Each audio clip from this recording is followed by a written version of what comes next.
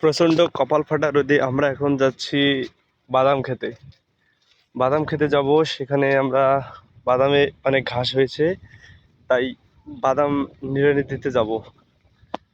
এটা ধান, এখানে তামাক ছিল, কয়েকদিনের মধ্যে ধানগুলো রোপণ করা হয়েছে।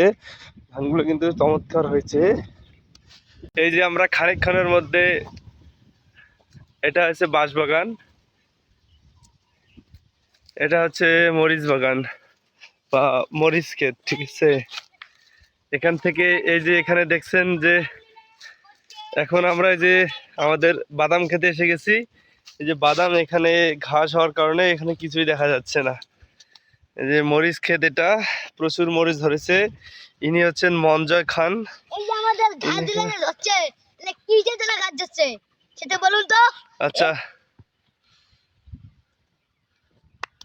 বলুন তো, আপনি যে ঘাস নিলেছেন কি সমস্যাটা ক্ষেতের বলেন।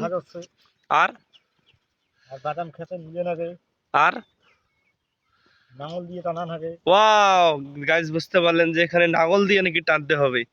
আচ্ছা, আপনি এখানে ঘোরাফেরা করতেছেন, আপনি কাজটা করলে তো আমাদের একটু আগায়। আরে ভাই, হ্যাঁ ভাই, আমাদের এই যে আমার কাকু আছে না, কাকু আছে, আমারে ডাক দিছে। ডাক দিছে। আমি শুনি নাই রে। ওয়াও, আরে কাকু আমাকে কইতেছে, কইতেছে? বইয়া গল্প করো। ওয়াও। আরে আমি তো কিছু পাই নাই, আমি গল্প করতেছি।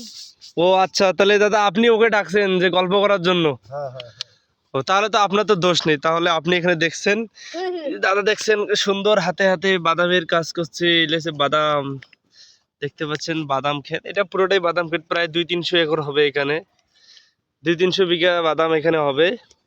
তো দাদা একাই নিরাচ্ছে, এই জন্য দাদাকে একটু সাহায্য করার জন্য আমি আসলাম, কিন্তু পিড়ে নিয়ে, কারণ পিড়ে ছাড়া আমি আবার কাজ করতে পারি না।